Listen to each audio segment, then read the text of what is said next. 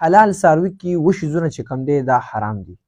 هر ملګري ته دغه ویډیو ورسوئ او په دې باندې عمل وکړي. که یو ملګری قرباني کوي، څاروی راوستي وي یا عام ورځو کې غوا میږه ذبحه کوي، نو اووه شیزونه به چې کوم دی نه خوري. اول په دې کې دم مسبوق، هغه وینه چې هغه بهیږي. څنګه دې حلاله کړه، څلور رګونه دي پکې، څلورونه دې وویل. بعضې ملګري خانک او یو شی بل شی راوړي، دغه وینه چې خانک کې وایي چېرې دا طاقتور دی، څوک یې بوډو ته اچوي، دا چې کوم دی ناروا او حرام ناجایز دي. دویم چې کوم دی پیشاب خانه د تشو مرتیازو ځای چې کوم دی هغه نري که د مادي دا حرام او ناجایز دي.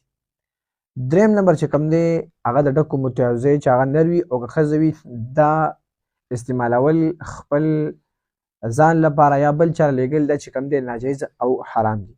څلورم نمبر چې کوم دی خصیتین مونږ چې کوم دی ورته هغه انډې وایو، دا هم استعمالول چې کوم دی ناجایز او ناروا دي. بل چې کوم دی سخته غوښه مونږ چې ورته پټې وایو، د دې استعمال چې کوم دی هغه استعمالول دا ناجایز او حرام دي. بل چې کوم دی هغه مثانه هغه استعمالول ناجایز او دا حرام دي. او اخري چې کوم دی اووم نمبر هغه تریخ دی، او تریخ خو خواص هم تریخ وي، هغه استعمالول دا ټیک نه دي. نو په حلال څاروي کې دغه اووه شیزونه استعمالول ناجایز دي.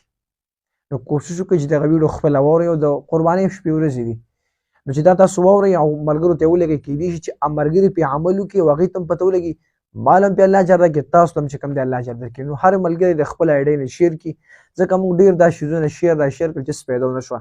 او دا داسې مسله ده انشاءالله چې دا یو څو ورځې کې را روانه ده، هر ملګري به کوي قرباني انشاءالله. چې دې مسلې نه چې کوم دی خبر شي او ملګرو ته هم ورسوي، نو دا به صدقې جاریې شي.